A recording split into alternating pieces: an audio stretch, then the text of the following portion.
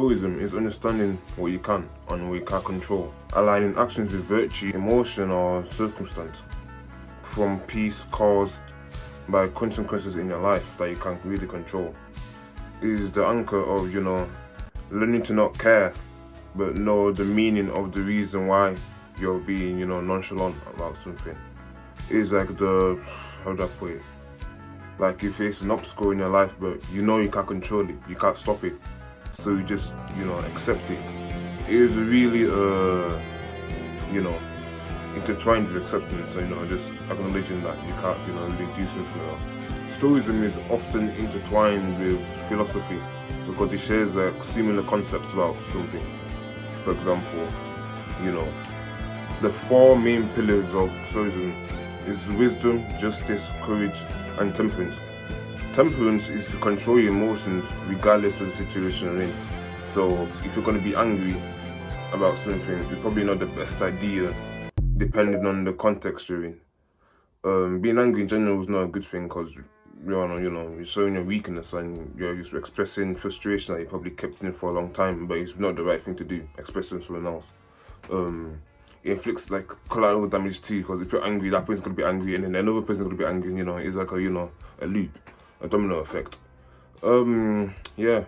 But apart from that, Stoicism is really good to learn about. Stoicism includes understanding and compassion.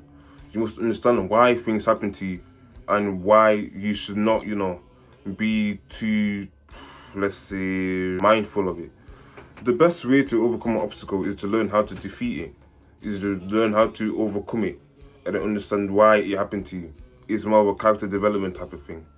In order to overcome yourself, you must overcome the people around you, especially the doubters or the haters, because one hate comment can really inflict how you think about yourself or other people.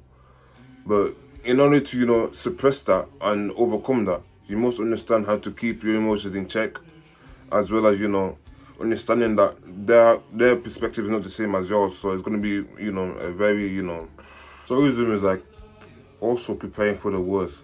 Whatever happens today will probably not happen tomorrow, but it's a lesson for you to learn. It's also used in a sense for motivation as well as, gratitude. If you're gonna work hard today, you're not gonna choose tomorrow because you're already, putting in the work. That's what people usually do. They work hard at something and then they take a long time off at, a particular subject. But Stoicism is really not about emotionally, being numb. You have to go through a certain point of your life of suffering in order to, build yourself up and build your character and build your mindset. It's not really, I'm not gonna feel anything. I'm gonna be my mind is gonna be made out of stone because I can't feel anything. That's not how it works. It's more on the face of being, resilient, as well as, mindful about your actions and your consequences. You keep going, but you don't stop. It is emphasized by Socrates as well. He was more of a hard-working philosopher, but he used Stoicism in his quotes and his writing in order, to emphasize the work he put in. In order to master, I don't think, unless you're some, samurai or Jedi, no one's gonna master Stoicism. It's basically a top level of mentality. But it's really about focusing on yourself and improving yourself as a person, as well as your mindset. Everywhere you go, you're gonna face some type of challenge or adversity that you can't control. It's all about accepting it. It also intertwines with learning from your mistakes. For example, if you have a late assignment in, let's just say, because I go to uni, you have a late assignment and you didn't submit in time and you fail. Why does that mean you have to stop in order, why are you stopping? There's no reason to stop. Just because you made a mistake, why are you stopping? You make mistakes. You're not perfect. You're human. You have to make a mistake in order to learn. It also means, while previously said this 2 minutes ago, it also means preparing yourself for the worst scenario possible in order, for you to understand or, take the I don't say punishment. It's not really a punishment because no punishment, punishment basically means you're facing the consequence, but you're not learning out of it.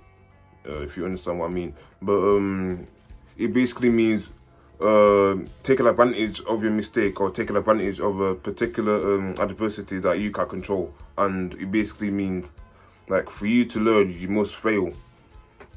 Don't use the concept of preparing yourself for the worst as a way to just accept mistakes willingly. You have to learn, but you also have to learn how to not fail again in order to, you know, overcome any type of obstacle you face. Perhaps for the next lesson, I'll probably talk about current things that's happening around the world, such as it's gonna be really, you know, tense, because most people have different ideologies or opinions about things around them. But for me to talk on a platform without really any backbone is not my type of thing. I must require, you know, a strong amount of, you know, knowledge. Not knowledge, but understanding of other people, because who am I to think? Apart from that, that's basic Stoicism. Simplified, at least. I don't want to go into, you know, in depth, because I'm not trying to make my videos a bit too long for other people to understand. They're really kind of rushed videos. I'll try to make more, but more, you know, significant, I'd say. But apart from that, that's Stoicism.